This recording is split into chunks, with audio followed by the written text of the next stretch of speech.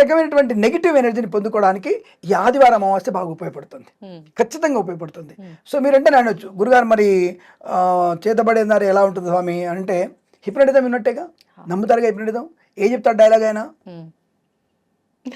నన్ను చూస్తూ ఉండు, నన్ను చూస్తూ ఉండు, నువ్వు 20 ఏళ్ళకి వెళ్ళిపోయావు, 10 ఏళ్ళకి వెళ్ళిపోయావు అంటే నీ మాటల యొక్క స్థితితో, నీ మాటలతో, మీ మాటల యుక్తితో అతని మైండ్ రీడ్ చేస్తున్నాను.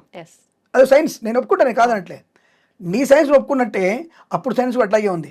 కర్ణపిశాచి, నువ్వు కర్ణపిశాచి అంటే అదే, నువ్వు నా మాట వింటావు, క్రీంకారాసన గర్భితాం శోభితాం, నువ్వు మాట వింటావు నాది, అదే అర్థం.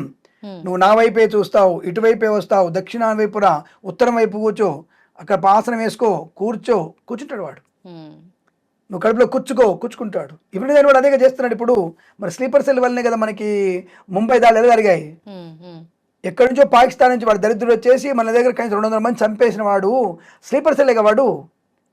అంతమంది కఠోరంగా చంపేస్తాడమ్మా, ఒక మేకను చంపేశాడు వాడు. ఎంతమందిని కాలు చంపేశాడు, బుల్లెట్ దిగిపోయి గుండెల్లోంచి బుల్లిపోయి చిన్న చిన్న పిల్లలు చనిపోయారు.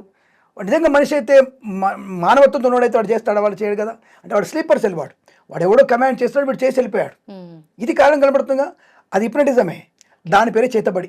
సింపుల్ లాజిక్, మైండ్ గేమ్ ఆడటమే అంతే, సింపుల్. దాని పేరు చేతబడి. ఇది కాదనడానికి ఏమైనా ప్రూవ్ చేయండి నన్ను.